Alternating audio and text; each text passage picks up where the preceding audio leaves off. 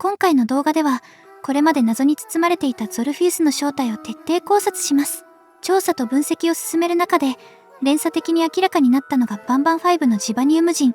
ナニー、ウーニーバルーニーの正体です。彼らはゾルフィウスと深く結びついた、言葉通り切り離せない存在でした。そこで本題に入る前に、まずはレポートの解読から始め、その後に各キャラクターの正体を考察していきます。謎のメモ。施設に散らばる謎のメモの解読は、彼らの正体を明らかにする手がかりとなります。その中でも軸となるのが、すべての準備は整った、と記されたメモです。要約すると、シリンジョンを含む3人が、誰にも気づかれないように秘密の計画を進めようとしていたことがわかります。このメモが書かれたのは、シリンジョンの更新レポート 10A、10B と同時期だと考えられます。10A には、専門家の見解として、ケース4がケース 4B に悪意を持っているとは考えられていない、と記され、メモにも、私は彼のケース 4B に関する作業を継続させ、さらにそれらの行為に悪意がないと報告するつもりだ、と書かれています。この一致から、メモの後に 10A が位置づけられると流れが見えてきます。さらにメモには、必要な機材や道具はすべて、人間がもう訪れなくなった場所に運び込んだ、とあり、10B には、ジバニウム移動しているが、着色用の化学薬品は厳重に管理されており、ケース4の手は届かない、との記載があります。この化学薬品とは、シリンジョンの病院に残されていたペンキ缶を指していると考えられます。つまり、ケース4であるシリンジョンには扱えないものを、メモの書き手である専門家が持ち込んだことを示唆しているのです。またメモには、外界は、彼が一緒にいれば地下に潜む者は我々を襲わないと保証したが、それでも防衛用の武器を持ち込むつもりだ、との記述があります。10B の人間に対しては攻撃的だが、他のケースに対してはそうではない。この理由は解明されていないという報告と照らし合わせると、ケース 4B ジバニウム人は研究が不十分で、その攻撃性の原因が不明だったことがわかります。以上の要素をつなぎ合わせると、人間がもう訪れなくなった場所とはシリンジョンの新しい病院であり、病院という場から考えれば、その計画は実験であったと考えるのが自然です。では、彼らが進めようとしていた実験とは一体何だったのでしょうか。次に、その準備の中身を確認していきましょう。秘密の手紙。作中では、2通の秘密の手紙が発見されています。要点をまとめると、2名の職員が手紙でやり取りし、幼稚園の園児の中から自分たちの子供となるゲノムドナーを選ぼうとしていたという計画が記されていました。候補は3名まで絞られており、文面に、もし誰かにこの手紙を見つけられたら、君も私も終わりだ、とあることから、外部に決して明かせない危険な計画であったことがわかります。この計画を仕掛けた2名こそ、さっき取り上げたメモに登場する人物と一致し、やがてシリンジョンが関与していく流れになります。手紙には次のような記述が並びます。子供を育てるという美しい贈り物を奪われた人間にとって、どの幸運な創造物を選ぶか決めることができる。私の個人的な希望としては、複数の言語を話せるものだ。その方が、この途方もなく厳しい人生を少しは楽にしてくれるだろう。私の選んだゲノム提供者を記してあるから、君も同じようにシートに記してくれ。そしてお互いに印のない子供を候補から外し、残った中から一人を選んで進めるとしよう。言い換えれば、子供を授かることができなかった二人は、自分たちの手で子供を生み出そうとしていたのです。しかも、ゲノムドナーの対象は、幼稚園に通う園児たちでした。さらに重要なのは、手紙の別の記述です。長く話し込むと怪しまれるし、この施設では怪しまれることがどう扱われるか、君も知っているだろう。ここでは常に誰かに監視されているような気がして仕方ない。この監視への不安の描写は、先に挙げたペンキ缶とともに現場に置かれていた監視カメラと大量のテープを連想させます。手紙とメモの内容が一致していることから、これらは同一の計画を支える証拠群である可能性が高いと判断できます。以上をつなげると、時系列は次の順になります。秘密の手紙、すべての準備が整ったメモ、ケース4の更新レポート。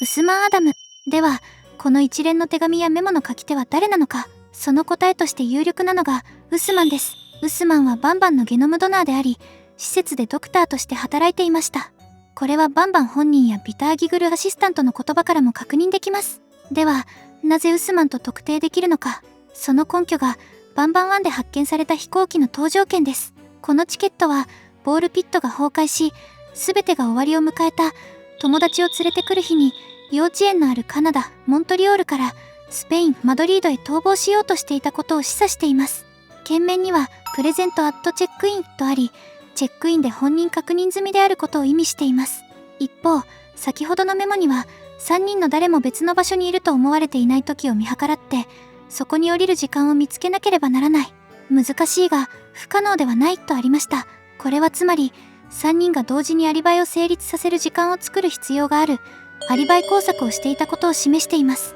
ここで問題となるのがチケットの扱いです。当日の記録通りなら、ウスマンは飛行機に搭乗して幼稚園や地下の病院にはいないはずです。しかし実際には、そのチケットが現地ではなく幼稚園に残されていました。つまり、ウスマンは飛行機に乗らなかった可能性が高いということです。仮に本当に乗っていたとしても、スペインまで飛び、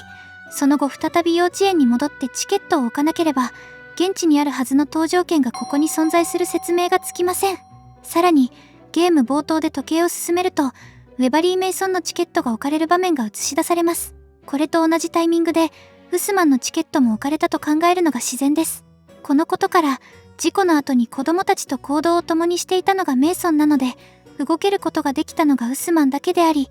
彼こそが搭乗チケットを残し、ボールピットを封印した人物であると推測できます。こうしてみると、実験計画を進めていたのはウスマン。その相手は当初メイソンだと思われました。しかし、ここから先の考察で、相手はメイソンではなかった可能性が浮かび上がってくるのです。バンバリーナ、ウスマンの相手がメイソンではない根拠として、バンバンとバンバリーナの関係が挙げられます。バンバリーナは、バンバンを落ち着かせるために急遽作られた存在であり、バンバンのゲノムドナーであるウスマンと親しい人物のゲノムドナーが組み込まれて誕生しました。これまでのメモからは、2人の人物が子育てに関する計画を立てていたことが読み取れます。そのため、一見するとウスマンとメイソンは恋人、あるいは婚約者だったのかと考えられます。しかし、実際にはこの2人が恋人同士である情報はなく、むしろただの同僚、あるいは仲の良い友人関係に過ぎなかった可能性が高いのです。証拠として、ゲーム中では2人は校長と教師の関係として描かれ、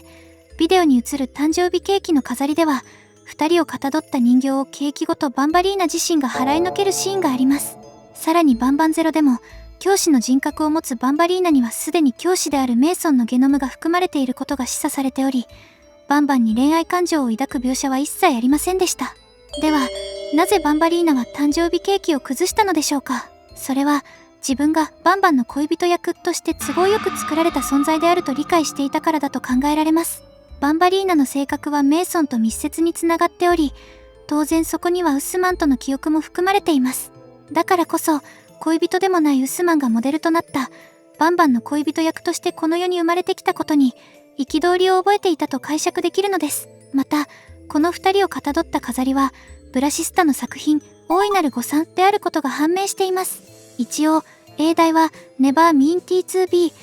つまり本来はありえないはずのもの。これはバンバンとバンバリーナの関係性を象徴しています。つまり2人は恋人として結ばれていない。幼稚園のマスコット設定としては恋人役ですが、実際にはビジネスパートナー的な存在に過ぎなかったのです。そのような関係性の2人が自らのリスクを負って必ずやり遂げられると誓うような実験計画を進めるでしょうか。そこに感じられるのはむしろ愛の力に基づいた強い意志です。このことからやはりウスマンの相手はメイソンではないと考えられます。バンバンたちがカラフルな理由では、ウスマンはこの計画を誰と共有していたのか。その相手は自分の息子を探しに幼稚園へと訪れた主人公を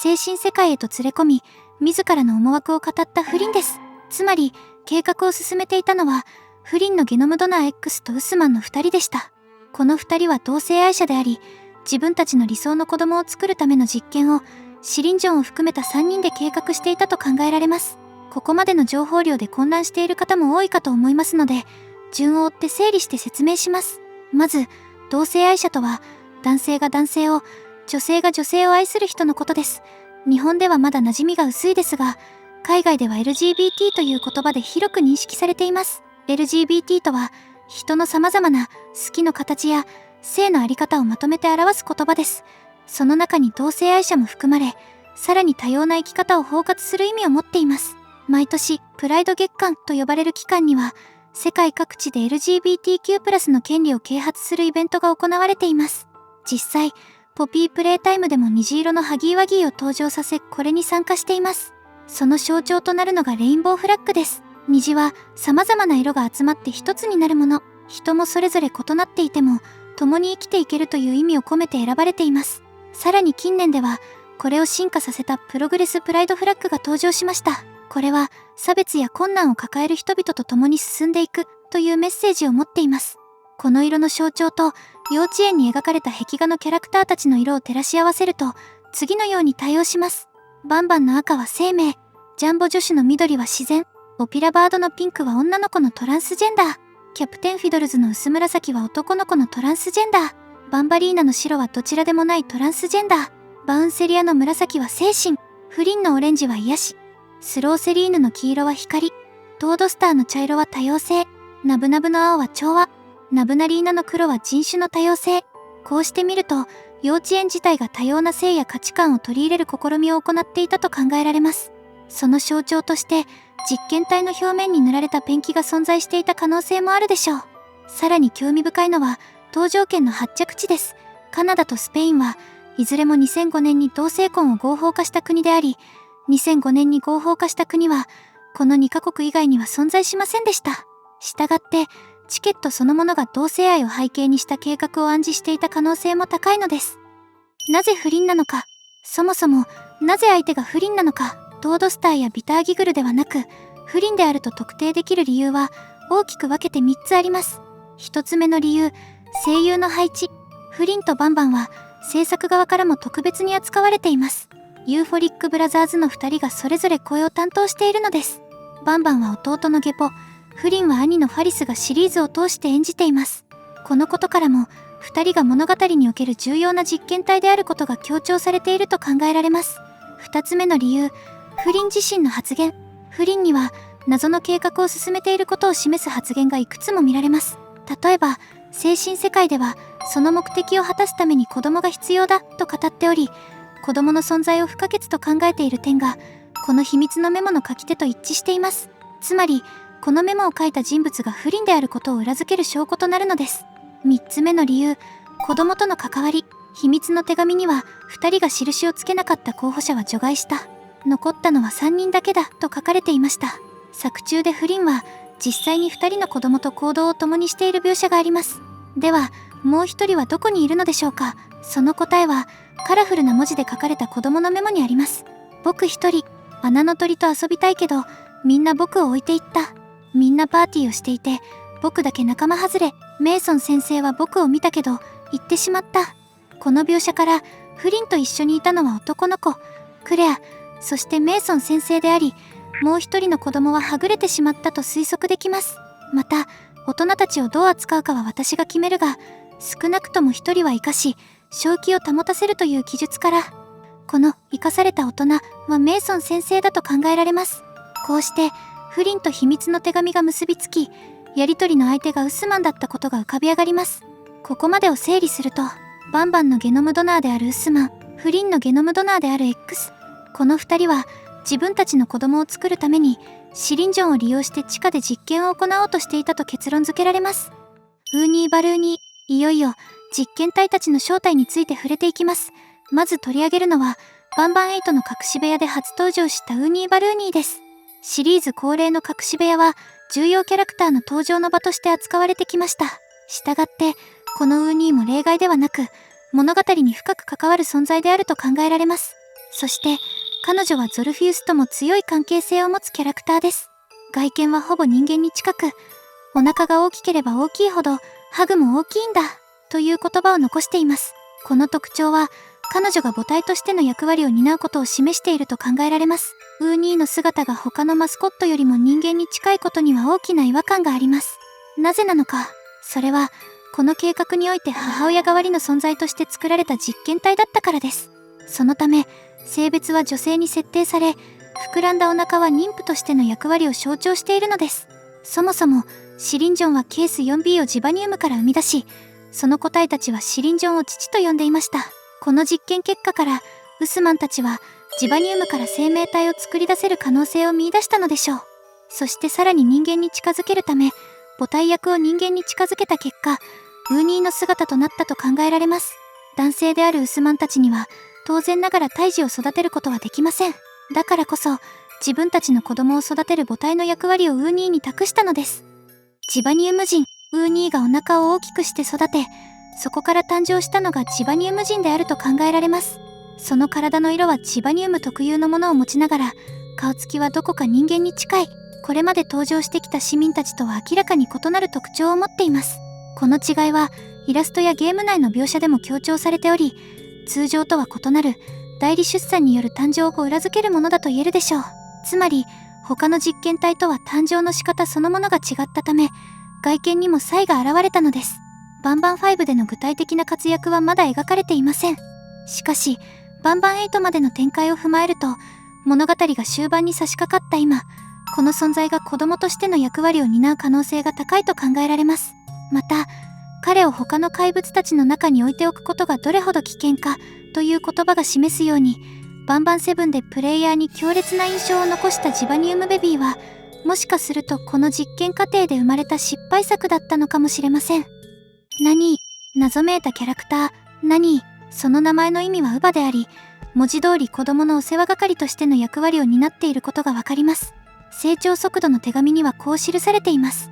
私たちがいない間に彼を世話できるものが必要だと思う。この地下には放置された資材がたくさんあるので、まずはそれを使って準備を始めよう。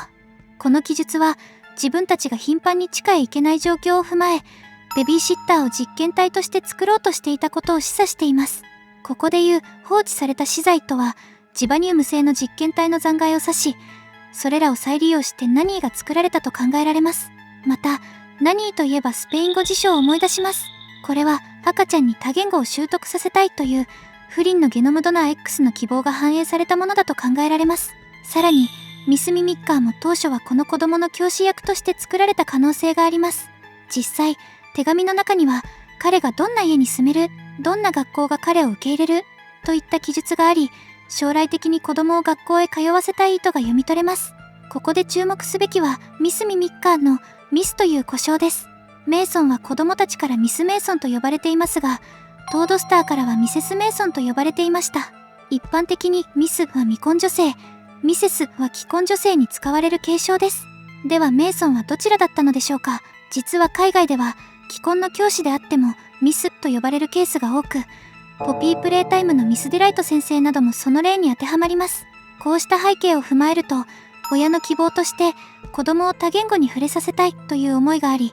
ミス・ミミッカーに複数言語の発音を真似させて教育に役立てようとしていたと考えられます。ゾルフィウス、これまで登場した謎の3体はいずれも実験体としての子供に深く関わっていました。では、ゾルフィウスはどうでしょうか。冒頭で触れた本当の意味で切っても切れない関係こそがゾルフィウスそのものを指していると考えられます。実は、バンバン8のクレジットソング、ユーフォリックデイズの映像にそのヒントとなる描写がありました。ゾルフィウスが登場するシーンをよく観察すると、あるものに似ていることに気づきます。それは、エコー検査です。エコー検査とは、お腹の中の赤ちゃんを観察するために超音波で映し出す検査のことです。ゾルフィウスの顔は、まさに地下にいる赤ちゃんを映したエコー映像の表現に見えます。さらに、細長い首のように伸びた部分は、母親と赤ちゃんをつなぐへその緒を表しているのではないでしょうか。へその緒は赤ちゃんに栄養を送る大切なものです。地下ではウーニーとつながっていたと考えられますが、壁画の示唆からもわかるように、すでに切り離されており、赤ちゃんが誕生していることを暗示しているのです。母体も子供もジバニウムで作られているため、ゾルフィウスの中に広がるジバニウム村からは、独特のジバニウムの匂いが漂っていたのかもしれません。また、ゾルフィウス自体は既存の実験体とは異なる存在であり、これまで謎に包まれていたタイプ3かタイプ4に該当するのではないかとも考えられます。さらに、子供のメモにはゾルフィウスが泣いている絵、手紙には、彼が大きくなるにつれて、別の理由で発見される可能性も高まっていくだろ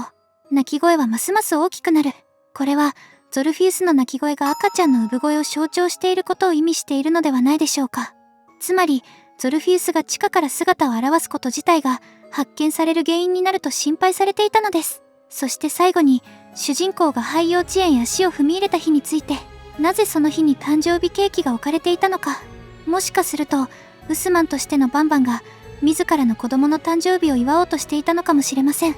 この動画が少しでも参考になったと感じた方はチャンネル登録と高評価をぜひお願いします。